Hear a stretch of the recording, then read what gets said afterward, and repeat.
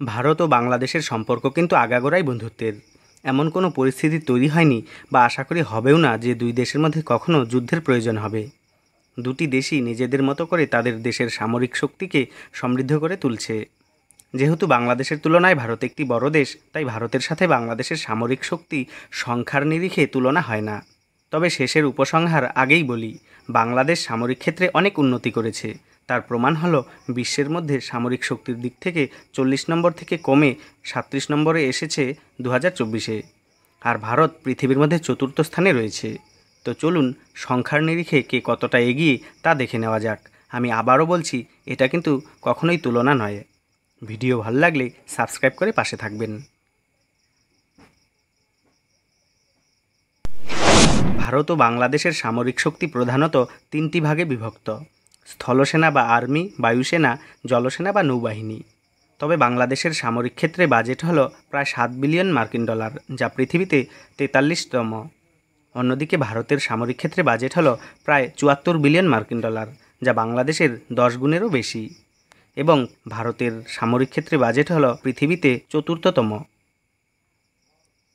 বাংলাদেশের সামরিক বাহিনীতে নিয়মিত বা সক্রিয় সৈন্যের সংখ্যা প্রায় 1,63,000, আর ভারতের সক্রিয় সেনার সংখ্যা হল 14,55,550 জন। তাছাড়া রিজার্ভ রয়েছে প্রায় 11,55,000 জন। তবে বাংলাদেশে কোনো রিজার্ভ সামরিক সেনা নেই। আবার আধা সামরিক বাহিনীতে বাংলাদেশ অনেক এগিয়ে রয়েছে। দেশটিতে প্রায় 68 লাখের বিশাল এক আধা সামরিক বাহিনী রয়েছে। তবে বাংলাদেশের নৌসেনাকে আধা সামরিক বাহিনীতে ধরা হয়। অন্যদিকে 25,27,000 সদস্যের বিশাল আধা সামরিক বাহিনী রয়েছে ভারতের। বাংলাদেশের সেনার কাছে যুদ্ধের ট্যাঙ্ক রয়েছে 320টি, আর ভারতের আর্মির কাছে ট্যাঙ্ক রয়েছে 4,614টি, যা বিশ্বব্যাপী ষষ্ঠ স্থানে রয়েছে। বাংলাদেশের কাছে 13,100টি সামরিক গাড়ি রয়েছে। ভারতের 1,51,248টি সামরিক যান রয়েছে। যুদ্ধক্ষেত্রে পদাতিক বাহিনী দ্রুত মোতায়েন করতে এই সাঁজোয়া যান বা সামরিক গাড়ি অত্যন্ত গুরুত্বপূর্ণ। বাংলাদেশের সামরিক বাহিনীর কাছে সব মিলিয়ে 437টি কামান রয়েছে এবং স্বয়ংক্রিয় কামান রয়েছে 27টি। অন্যদিকে ভারতের কাছে মোট 3,243টি কামান রয়েছে এবং রয়েছে 140টি স্বয়ংক্রিয় কামান। বাংলাদেশের মোবাইল রকেট প্রজেক্টর রয়েছে 71টি, আর ভারতের কাছে মোবাইল রকেট প্রজেক্টর রয়েছে 702টি। মোবাইল রকেট প্রজেক্টর হচ্ছে এমন একটি স্বয়ংক্রিয় সামরিক অস্ত্র যেটি দিয়ে একসাথে কয়েকটি রকেট বোমা নিক্ষেপ করা যায়। ভারতীয় বায়ুসেনার কাছে 1,70,576 সক্রিয় সেনা রয়েছে ও রিজার্ভে রয়েছে প্রায় 1,40,000-এর মতো। অন্যদিকে বাংলাদেশের সক্রিয় বায়ুসেনার সংখ্যা হল 17,390 জন। বাংলাদেশের কোনো রিজার্ভ বায়ুসেনা নেই। ভারতের বায়ুসেনার কাছে মোট বিমান সংখ্যা হল 2,296টি। অন্যদিকে বাংলাদেশের বায়ুসেনার কাছে বিমান রয়েছে 216টি। বাংলাদেশের বায়ুসেনার কাছে মোট যুদ্ধবিমান রয়েছে 44টি। অন্যদিকে ভারতের বায়ুসেনার কাছে মোট যুদ্ধবিমান রয়েছে 606টি এবং অ্যাটাক করার মতো রয়েছে 130টি বিশেষ বিমান। তবে বাংলাদেশের কাছে এমন অ্যাটাক করার মতো কোনো বিশেষ বিমান নেই। সেনাদের সামগ্রী পরিবহনের জন্য ভারতের কাছে পরিবহনকারী বিমান রয়েছে 264টি, আর বাংলাদেশের কাছে রয়েছে 16টি। স্পেশাল মিশনের অভিজ্ঞতার দিক থেকে ভারত পৃথিবীতে পঞ্চম। তারা মোটামুটি 70টি স্পেশাল মিশন করেছে। তবে বাংলাদেশ এক্ষেত্রে বিশ্বে 31তম। তারা মোট 4টি এমন মিশন করেছে।